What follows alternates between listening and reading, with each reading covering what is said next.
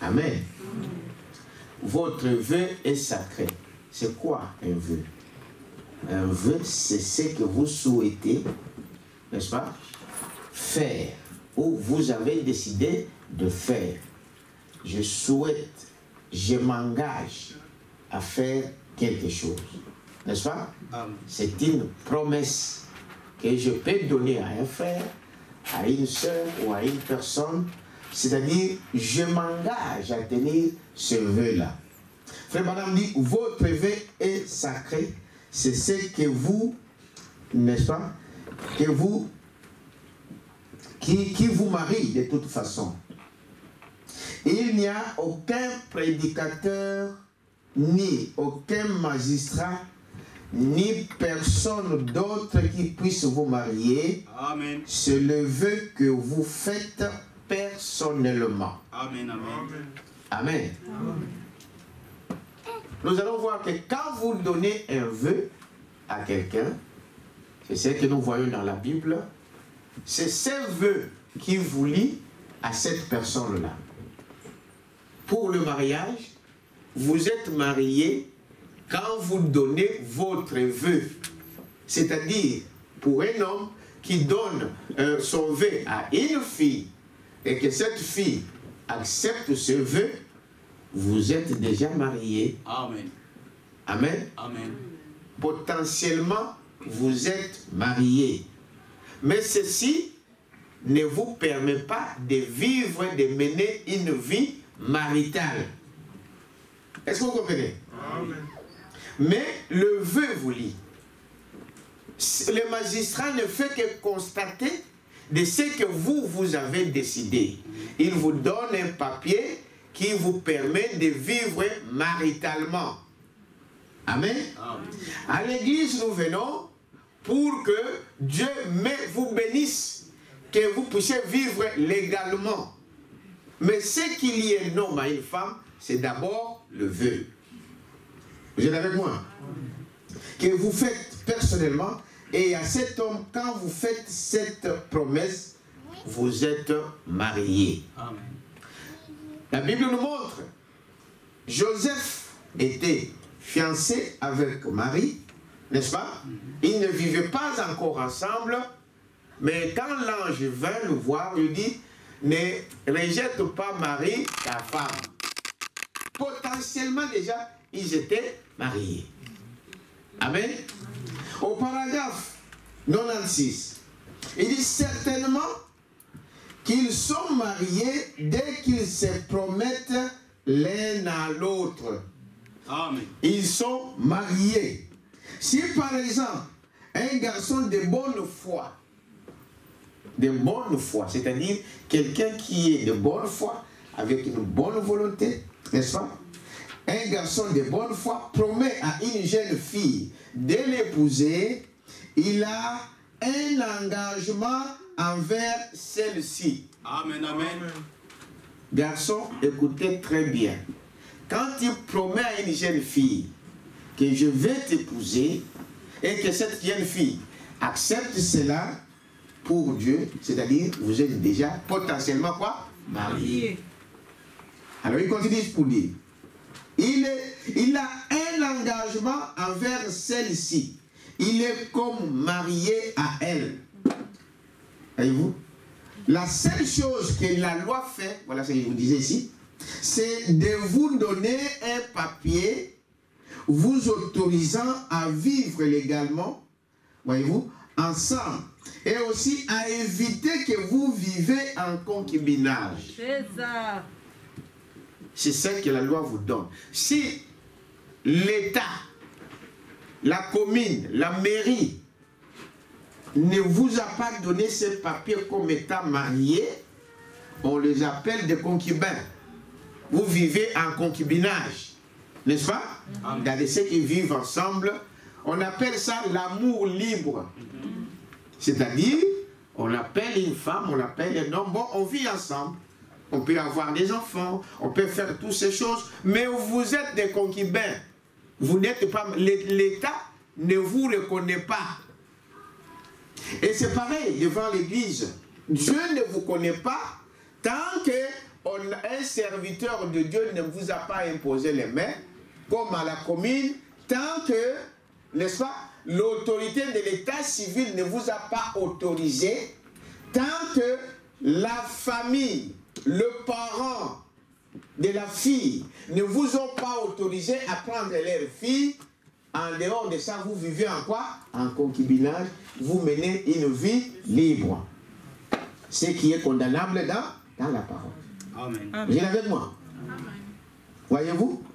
Alors, la seule chose que la loi fait donc, c'est de vous donner un papier vous autorisant à vivre légalement ensemble. Et ici, pour éviter que vous viviez en concubinage, les chrétiens ne mènent pas la vie de concubinage. C'est l'adultère. C'est dur, mais c'est ça la parole. Oui, oui. Amen. Amen. N'est-ce pas? Mais quand un homme dit à une femme, je vais t'épouser, je vais te prendre pour femme, il est marié. Au paragraphe 194. Votre évêque, non, un peu plus, 197. Mademoiselle, si vous avez promis cela à un garçon, vous êtes obligé de le faire. Si vous épousez un autre après avoir pris cet engagement, dès ce moment-là, vous vivrez dans l'adultère. Amen, amen. Voyez-vous? C'est pareil pour un garçon qui promet à une fille de l'épouser, mais ne le fait pas. N'est-ce pas? Quand vous prendrez une autre, vous allez vivre dans quoi? Dans l'adultère. Ne faites pas ce vœu à qui que ce soit, à moins que vous ayez l'intention de le tenir. Amen. Jeunes, faites attention à cela. Ne donnez pas votre vœu rapidement.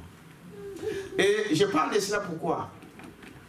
Parce que nous avons dans nos églises, dans nos maisons, dans nos foyers, et nos enfants doivent être enseignés sur cela. Amen, amen. Est-ce que vous dites amen à ça? C'est notre responsabilité de leur dire.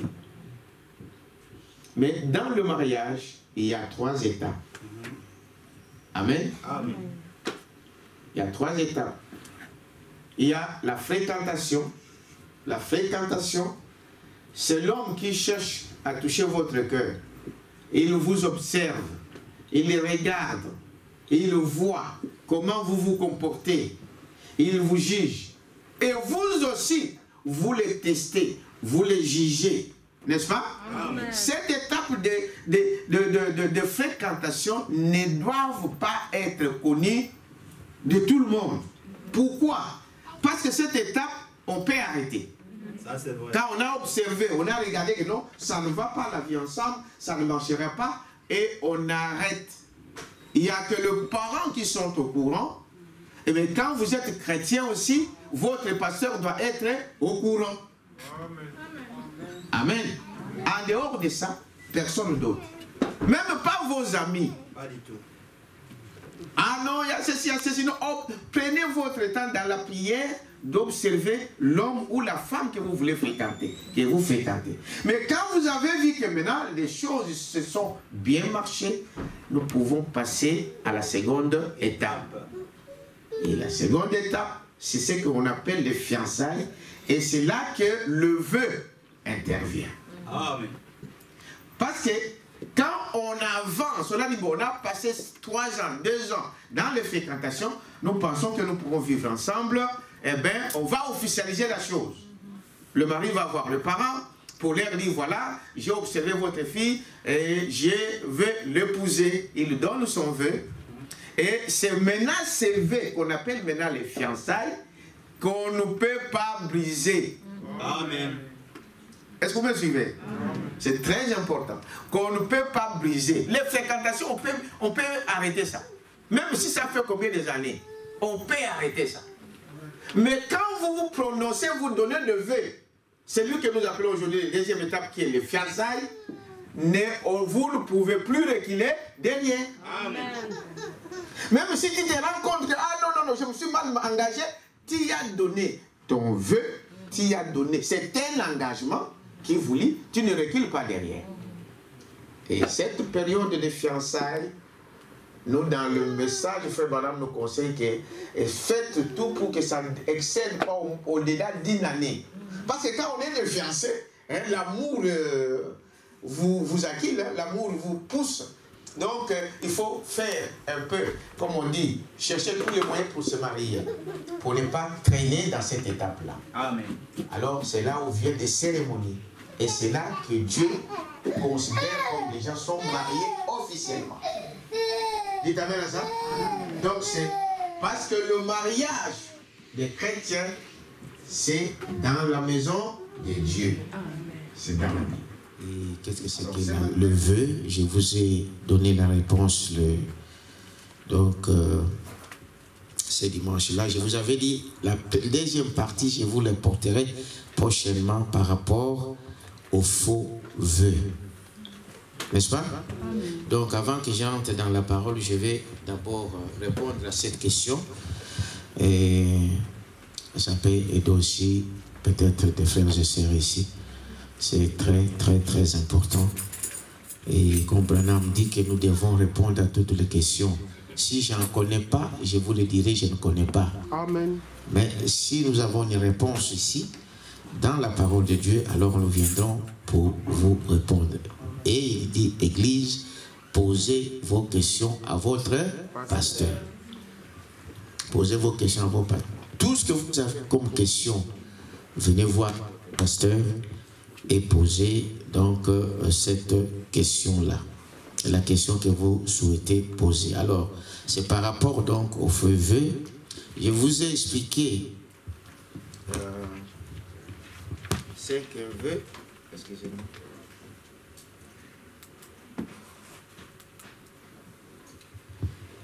Voilà. Je vous ai expliqué ce que c'est le vœu. Le vœu, c'est-à-dire que quand vous avez promis à une personne, toi, un homme, tu as promis à une personne de bonne foi et que la fille de bonne foi accepte ce vœu-là, pour Dieu, potentiellement, vous êtes déjà mariés. N'est-ce pas? Parce que ce qui vous lie, ce n'est pas le pasteur, ce n'est pas les magistrats, ce n'est pas papa, mais c'est d'abord le vœu. Cet engagement que tu as pris, tu as accepté que je vais l'épouser. Tu lui as promis que je vais t'épouser. Ça là, ça vous lie. Le reste viendra après. N'est-ce pas? Amen. En fait, si un homme a donné un vœu à une femme et que la femme a accepté de bonne foi, alors vous êtes liés. N'est-ce pas? Amen. Si vous divorcez, si tu dis non, tu te rétractes par après, tu deviens un divorcé. Alors, vous pouvez monter, descendre, la parole de Dieu ne change pas. Branham l'a dit, il a confirmé par rapport à son propre fils qui avait annulé un mariage et il a toujours, jusqu'à aujourd'hui, Billy Paul est considéré, son père n'a jamais mis les mains sur lui. Il est allé trouver une femme en dehors de une païenne et il s'est arrangé lui-même là-bas avec le papa de cette fille-là. Ils sont allés à la commune, ils se sont mariés. Et quand Branham a appris ça, il a dit non, ça ne se passera pas de cette manière-là. Il a pris ce papa-là, et ils sont allés à la commune, ils ont annulé le mariage de Billy Paul. Le mariage était terminé parce que son papa ne voulait pas qu'il puisse épouser un païen, une païenne. Et des années après, Billy Paul trouverait une autre fille qu'il avait aimée, et il vient voir son papa, il dit, papa, voilà, maintenant j'ai une femme, tu peux nous marier. Branham a dit, en aucun cas. Vous voyez comment ces choses-là sont sérieuses. Branham, le prophète, a dit, en aucun cas, moi je peux mettre mes mains sur toi. Parce que tu étais déjà lié. Bon, la commune peut vous marier, hein. Vous allez rester, mais pas à la maison de Dieu. Ça ne peut pas se faire. Maintenant, la question, c'est quoi les faux vœux? Alors, je vais vous lire ici dans question-réponse.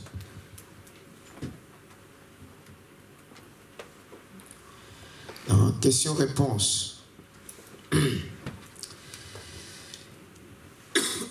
Dans COD ici, vous pouvez le voir. Vous pouvez aller vérifier. Je suis à la page 396. Alors,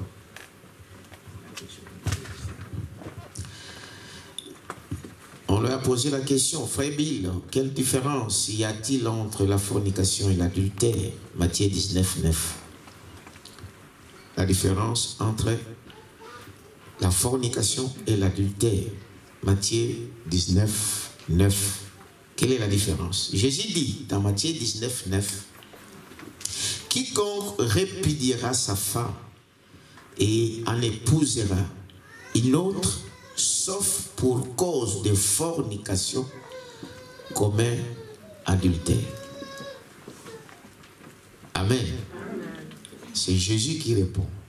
Et il dit, tout homme, quiconque répudiera sa femme et en épousera une autre, sauf pour cause de fornication.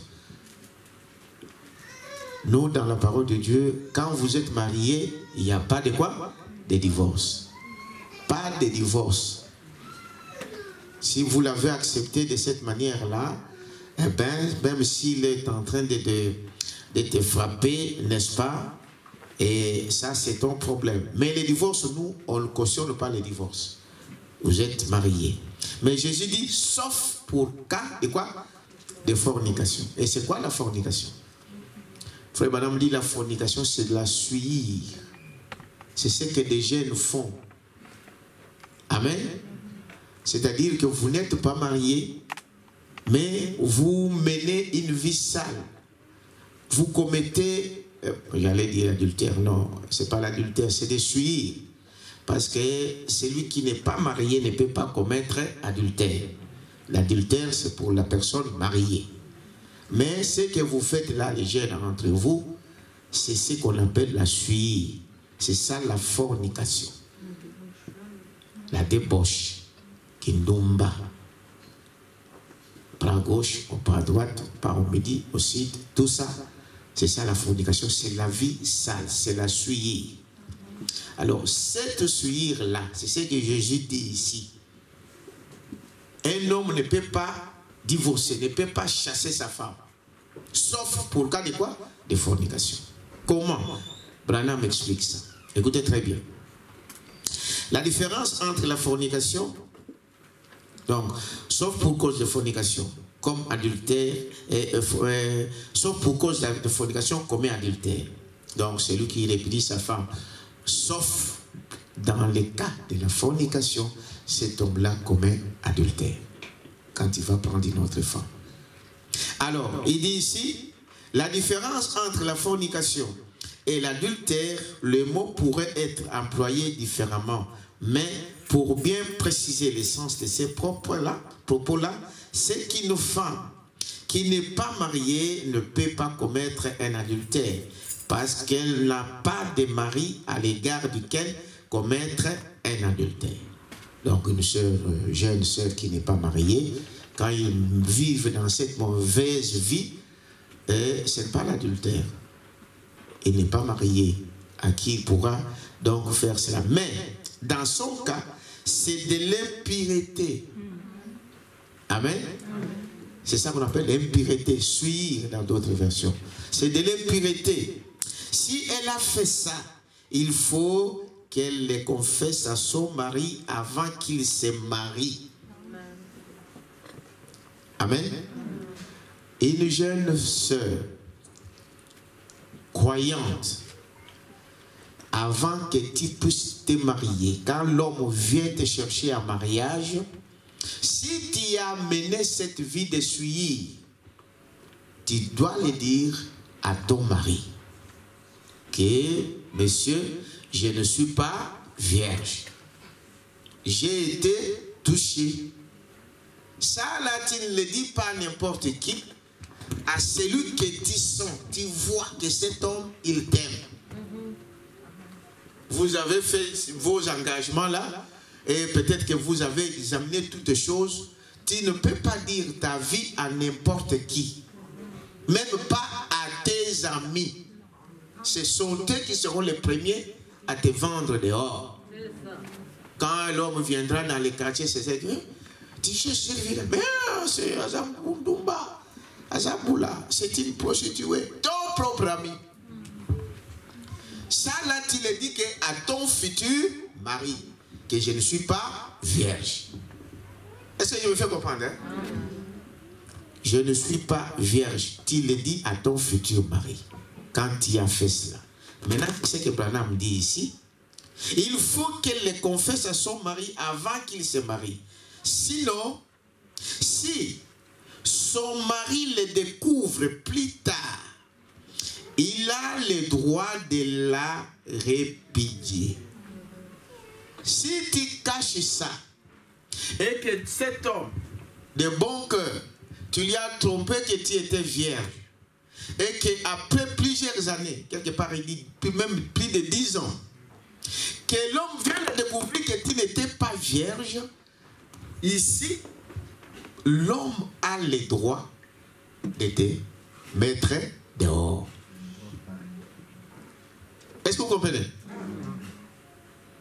Tu lui avais caché, mais par un miracle, Dieu vient faire que ceci soit découvert, n'est-ce pas? Alors, dans ces cas-là, l'homme a le droit de te. Amen. Mais Branham dit, si vous aimez cette fille-là, et que cette fille t'a dit qu'elle n'était plus vierge, quand vous l'acceptez, elle devient comme une vierge. C'est comme si elle n'a jamais fait ces choses.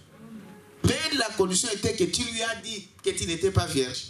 Mais s'il t'aime et qu'il t'accepte, alors, devant Dieu, tu es comme une vierge. C'est par rapport à l'Église et à Christ. L'homme a été créé pour Dieu. Mais quand nous venons dans ce monde ici, nous avons été touchés par le monde, par le diable. C'est pourquoi quand Christ vient, voilà pourquoi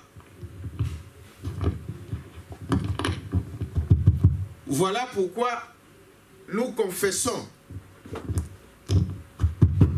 Voilà pourquoi nous confessons nos péchés. Quand nous venons à Christ, la première des choses qu'un chrétien fait avant d'aller au jour du baptême, c'est confesser ses péchés. Amen. Confesser. Voilà la vie que j'ai menée. J'étais magicien, j'étais sorcier, j'étais impudicien, j'étais ceci, j'étais voleur, j'étais méchant, j'étais toutes ces choses ici. Dieu pardonne-moi. Dieu te pardonne et tu entres dans le mariage avec Christ. Si tu caches ça, même si tu viens à l'église tous les jours, Dieu ne te considère pas. Donc tu n'es pas l'épouse de Christ. C'est exactement parce que la femme typifie l'église. Dites amen à ça. Amen. Tu as caché ça à ton mari. Par après, tu es dans la maison et tu mènes une vie, toutes ces choses, peu importe. C'est là où nous arrivons. Votre mariage n'est pas légal. Tu avais fait un faux vœu. Écoutez très bien. Donc, il faut qu'elle confesse à son mari avant qu'il se marie. Sinon, si son mari le découvre plus tard, il a le droit de la répudier. Parce qu'elle a fait un faux serment, un faux vœu. Voilà ce qu'on appelle un faux vœu. Tu savais que tu n'étais pas correct devant ton mari. Tu lui as menti. En fait, tu entres dans le mariage par ruse. Peut-être que cet homme-là, pour lui, il faut qu'il épouse qu'une vierge. Mais toi, tu l'as trompé. Alors, tu n'étais pas sincère dans ton cœur. C'est ça qu'on appelle quoi? Un faux vœu. Je continue ici. Vous voyez? Un faux... Non, il doit la répudier parce qu'elle a fait un faux vœu. Ou un faux serment. En effet, la Bible dit, soyez assurés, ou plutôt la formule rituelle dit, soyez assurés. C'est ce que j'ai dans la mienne, que pour tout couple, uni autrement que ne l'autorise la parole de Dieu, le mariage n'est pas valide. Ce mariage n'est pas légal. Tu peux tromper le pasteur. Tu peux tromper tes parents. Tu peux tromper n'importe qui, mais tu ne tromperas jamais Dieu. On va célébrer le mariage, mais ton mariage ne sera pas légal devant Dieu. Beaucoup de jeunes jouent, beaucoup de gens jouent avec toutes ces choses. Votre mariage ne sera... Si vous lisez, vous allez voir que ça, ce qui va amener plus tard, on en parle plus jeune, vous aurez des enfants qui feront de n'importe quoi, qui feront de n'importe quoi, parce que vous n'avez pas respecté la parole de Dieu. Amen. Maintenant, dans le même... oui. Affaire Fauvé, donc, en effet, la Bible dit que c'est là, ou plutôt c'est le rituel qui dit cela, vous voyez, que nous disons. C'est pourquoi, quand nous demandons ici, pendant que nous faisons la cérémonie, est-ce qu'il y a quelqu'un qui peut connaître quelqu'un qui a quelque chose de faux pour que ce mariage ne soit pas célébré correctement? On demande à la salle, on demande à la salle. Et souvent on demande, mais c'est quoi? Par exemple, tu connais que cet homme-là était marié avant, mais il vient ici, il veut prendre une autre femme. Toi, tu es témoin de ça. Ce n'est pas qu'on t'a raconté, tu as vu la chose, tu as de preuves, soit des photos, quelque chose comme ça. Venez nous voir. On va annuler ces mariages-là. Ici à l'église. Bon, ils peuvent aller continuer à vivre. Hein. Mais la cérémonie ne peut pas lui être donnée. Si tu sais que cette femme-là appartenait à un homme, il a laissé un autre homme au Congo, et qu'ici tu la vois se marier, toi tu es témoin dans la salle, tu es obligé de le dire. Au jour du jugement, Dieu te demandera des comptes. Amen. C'est des questions que nous demandons.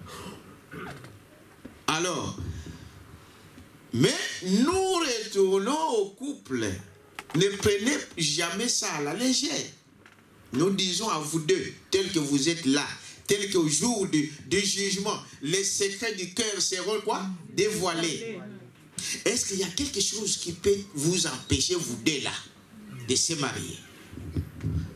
À cette occasion-là, si toi, la sœur, tu n'as pas eu le temps de confesser cela à ton mari, la dernière occasion t'est offerte, même à l'oreille.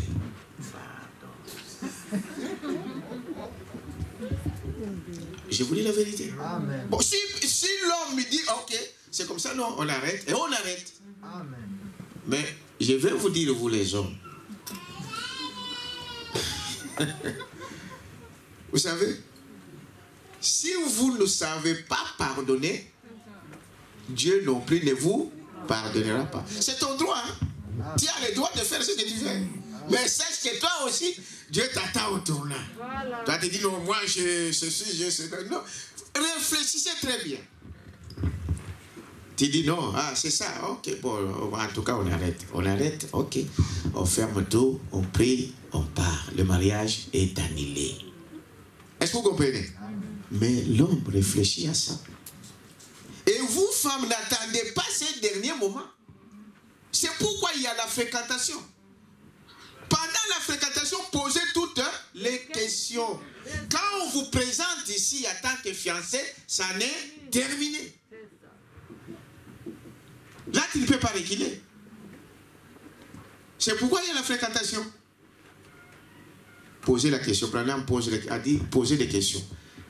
Elle vient d'où? Il vient d'où? Quelle est sa famille? Comment ils vivent? Est-ce que c'est un chrétien né de nouveau? Est-ce que c'est une fille née de nouveau, baptisée du Saint-Esprit?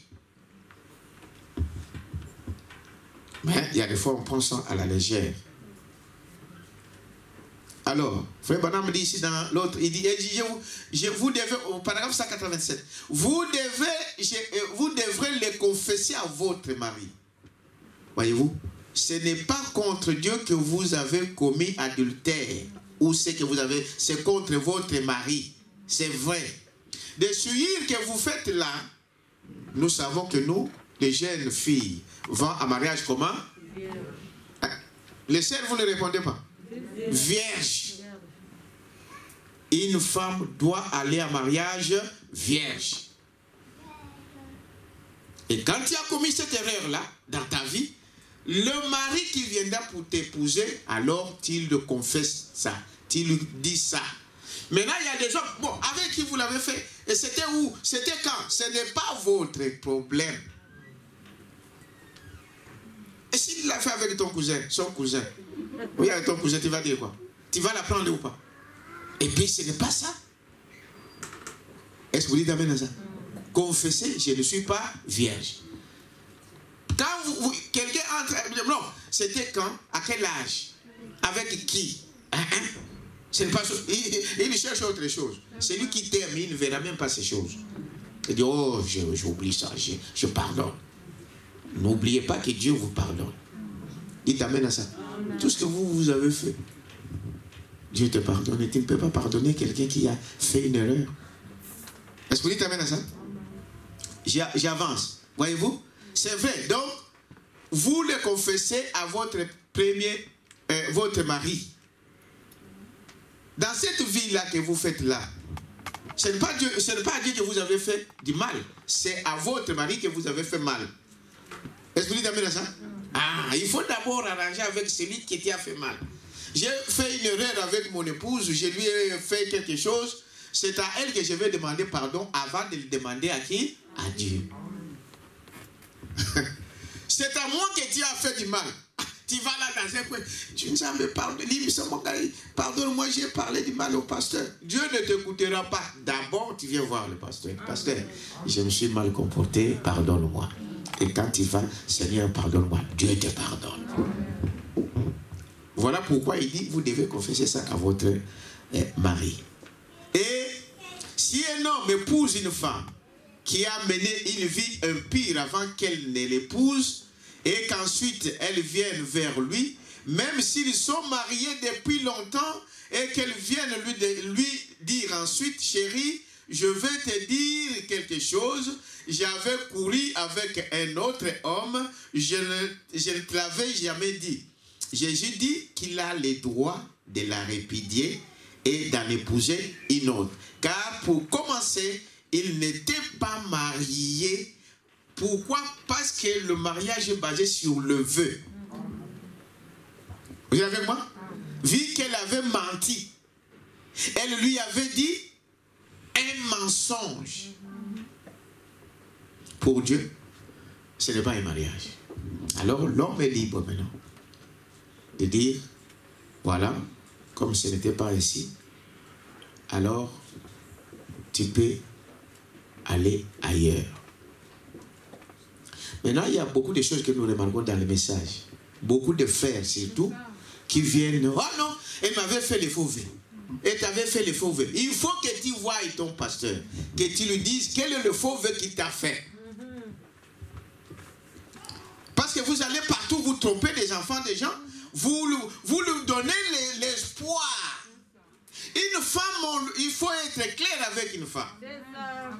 Leur psychologie, ce n'est pas comme la psychologie de l'homme. Quand il aime la femme, c'est que tu es en train de l'aimer. Et vous lui donnez de faux espoirs. Je vais te marier. Faites attention à cela. Vous allez répondre cher devant Dieu. Dites amen à ça. Donc, ici pour terminer, je vais lire une autre écriture ici. Donc, pour commencer, il n'était pas marié. Voyez-vous, vu qu'elle avait menti et lui avait dit un mensonge. Dans le message des noces de l'agneau, les célibataires connaissent bien ça. Les noces de l'agneau. Si une femme n'est pas liée en toute franchise, c'est très bien. Si une femme n'est pas liée à toute franchise à un homme, alors ce dernier n'est pas son mari. Et c'est que les sœurs demandent toujours, bon, les frères, et si c'est le frère, et si c'est le frère. Ça, c'est une autre question, on reviendra. On reviendra, mais bien. N'est-ce pas? Amen. Et dit, voyez-vous, qu'elle vivrait, voyez, son mari, c'est tout simplement un homme à qui elle a fait un vœu, qu'elle vivrait avec lui. Elle a donné, elle a donc fait un faux vœu. Un faux vœu. Elle avait promis de l'aimer et elle a dit qu'elle l'aimait, mais elle ne l'a pas fait. L'homme est continuellement trompé. Voilà la réponse par rapport au faux vœu. Donc, si vous avez d'autres questions là-dessus, je ne vais pas m'étendre parce que je dois prêcher. Bon. Et n'oubliez pas de noter, venez me voir, écrivez et nous y reviendrons ici pour répondre par rapport à la parole. Est-ce que je crois que je me suis fait comprendre ce que c'est qu'un faux vœu? Un faux vœu, c'est quand vous avez promis et vous avez caché un secret. Tu n'as jamais dit ça. Mais tu as dit oui, parce que tu voulais te marier. Oui. Mais après on découvre ça, que ce n'était pas faux, ce n'était pas vrai. Alors ça c'est ce qu'on appelle un faux vrai. Voilà, en bref c'est ça. Réfléchissez là où vous partez. Des paroles que vous prononcez, ces paroles restent. Est-ce que vous savez cela? Amen. Tout ce que vous prononcez, toutes les bêtises que vous prononcez dans votre bouche, cela reste. Exact.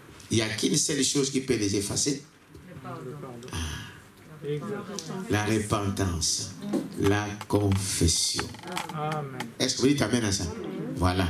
Donc vous les hommes, n'allez passer à la tu es ceci, tu es comment? N'allez pas déranger des filles d'autrui.